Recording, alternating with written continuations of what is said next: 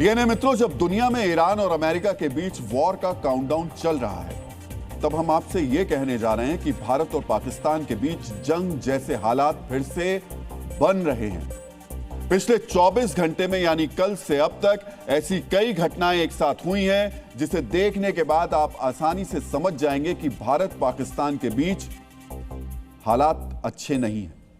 बड़ी बात यह है कि आज ही भारतीय सेना ने पाकिस्तान को एक झांकी दिखाई है। इस झांकी का मतलब यह है कि मुनीर अगर युद्ध चाहता है तो फिर युद्ध ही सही। संभावित युद्ध की इस चुनौती से निपटने के लिए भारत ने नए बैटल ग्रुप्स को सेवा में तैनात कर दिया है, जिनकी एक झलक आज आर्मी परेड में देखने को मिली है। मित्रों, डीएनए के 13 जनवरी के संस्करण में हमने आपको थल सेना प्रमुख जनरल उपेंद्र द्विवेदी का वो बयान सुनाया था, जिसमें उन्होंने कहा था, अगर पाकिस्तान से 4 दिन से लेकर 4 साल तक युद्ध भी हुआ तो भारतीय सेना इसके लिए तैयार है। आज हम भी यही कह रहे हैं कि अगर आसिम मुनीर युद्ध चाहता है तो फिर उसके नापाक इरादों को कुचलने के लिए युद्ध ही सही। इसी लक्ष्य के साथ आज भारतीय सेना ने जयपुर में परेड का आयोजन किया। यहां आपको जानना चाहिए, यह पहली बार है जब सेना ने आर्मी डे पर इतनी बड़ी परेड का आयोजन किसी छावनी क्षेत्र के बाहर किया। सबसे पहले आपको इस परेड में शामिल उन चेहरों को देखना चाहिए जिन्हें पाकिस्तान का काल कहा जा रहा है। यह है भारतीय सेना की नई और शक्तिशाली भैरव बटालियन। इस बटालियन के जाबाजों ने आज पहली बार किसी परेड में हिस्सा लिया। सबसे पहले आपको यह जानना चाहिए, आखिर क्यों भैरव बटालियन की इस कदम ताल की गूंज रावलपिंडी में पाकिस्तानी फौज के हेडक्वार्टर तक गूंज रही होगी। भैरव बटालियन का मोटो यानी ध्येय वाक्य है, फाइट टुनाइट। इसका मतलब है, अगर लड़ना है तो अभी लड़ाई शुरू करो। यह ध्येय वाक्य इस बटालियन का लक्ष्य बताने के लिए काफी है। भैरव बटालियन को बॉर्डर पर नहीं बल्कि बॉर्डर पार के ऑपरेशंस के लिए तैयार किया गया है। यानी ये भैरव कमांडो सीधे दुश्मन के क्षेत्र में घुसकर उसकी सेना या सैन्य संसाधनों को नुकसान पहुंचा सकते हैं। इन कमांडोज को कम वक्त में ज्यादा नुकसान पहुंचाने के मकसद से ट्रेनिंग दी गई है। हर भैरव बटालियन को ऐसे बख्तरबंद वाहन दिए गए हैं जो छोटी दूरी की मिसाइल और मोर्टार दागने वाली यूनिट से लैस हैं। भैरव बटालियन को इस तरीके से तैयार किया गया है कि वो शत्रु के बॉर्डर के अंदर 10 किलोमीटर दूर तक नुकसान पहुंचाने का मादा रखती है। मित्रों, आपको याद होगा 2016 में भारतीय सेना की स्पेशल फोर्सेस के कमांडोज ने पीओके में सर्जिकल स्ट्राइक की थी। इसी सैन्य सिद्धांत को अब भारतीय सेना न्यू नॉर्मल बनाने जा रही है। यानी आने वाले वक्त में जब भी पाकिस्तान से कोई आतंकी हमला होगा तो भैरव कमांडो सर्जिकल स्ट्राइक जैसी कार्रवाई को अंजाम देंगे और यह कार्रवाई पहले से ज्यादा बारूदी और घातक होगी। जयपुर में पाकिस्तान को भारतीय शक्ति का संदेश देती इस परेड में एक और सैन्य यूनिट को देश ने पहली बार देखा। यह है भारतीय सेना की शक्ति बाण रेजिमेंट, जिसे हाल ही में तैनात किया गया। शक्ति बाण रेजिमेंट एक ऐसी मिलिट्री यूनिट है जो तोप खाने के साथ ही साथ लंबी दूरी के अटैक ड्रोन से भी लैस है। यानी इस रेजिमेंट के बहादुर न सिर्फ ड्रोन से अपने टारगेट को ढूंढेंगे, बल्कि जरूरत पड़ने पर 300 किलोमीटर दूर तक ड्रोन दागकर दुश्मन को तबाह कर देंगे।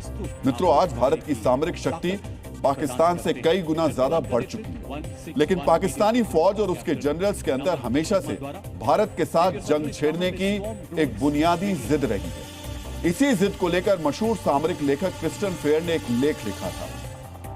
अपनी किताब फाइटिंग टू द एंड में क्रिस्टन फेयर ने लिखा है, पाकिस्तान के जनरल हमेशा भारत से युद्ध करने से पहले अपने नुकसान का आकलन करते हैं।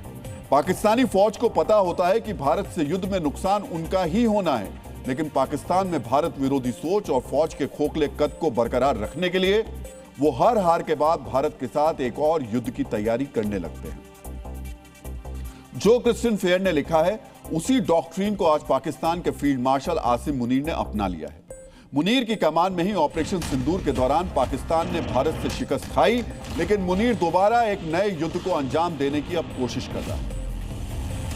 डीएनए मित्रों, हो सकता है आपके अंदर सवाल उठ रहा हो कि अभी ऑपरेशन सिंदूर में पाकिस्तान को इतना नुकसान पहुंचा है तो फिर मुनीर दोबारा युद्ध के बारे में कैसे सोच सकता है। इस सवाल का जवाब है मुनीर का वो ओवर कॉन्फिडेंस जो उसे अमेरिकी राष्ट्रपति डोनाल्ड ट्रंप से मिला। मुनीर को लग रहा है कि ईरान और अमेरिका के आशंकित टकराव के बीच वो भारत से युद्ध करेगा तो अमेरिका उसकी मदद करेगा। अगर इतिहास की नजर से देखा जाए तो मुनीर का यह आकलन गलत नहीं है।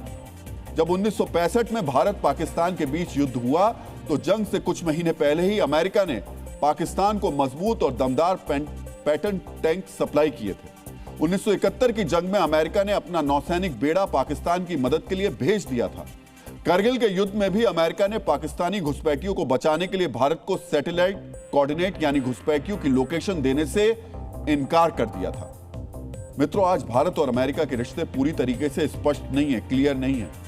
ट्रंप ने भारत पर अतिरिक्त टैरिफ लगा दिया है, तो भारत में ट्रंप के प्रतिनिधि संबंध आगे बढ़ाने की कोशिश कर रहे हैं, बात कर रहे हैं। मुनीर शायद इसी माहौल का फायदा उठाना चाहता है, लेकिन मुनीर ने जो इतिहास पढ़ा है उसका लेटेस्ट चैप्टर शायद वो भूल गया है। यह चैप्टर है ऑपरेशन सिंदूर, जिसे इतनी तेजी और सटीक तरीके से अंजाम दिया गया था कि दुनिया के किसी भी किरदार को पाकिस्तान की मदद करने का मौका ही नहीं मिल पाया।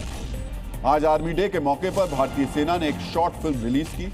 अब हम आपको इसी फिल्म का एक ट्रेलर दिखाने जा रहे हैं। हम चाहते हैं मुनीर भी इस ट्रेलर को देखे ताकि उसके सिर पर चढ़ा जंग का अंधा उन्माद उतर सके।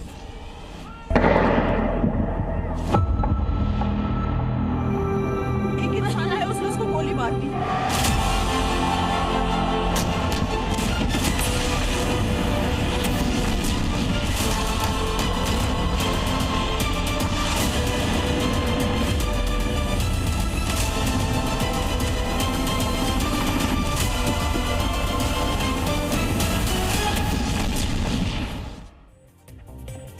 मित्रों, हिंदी की एक कहावत है, विनाश काले विपरीत बुद्धि।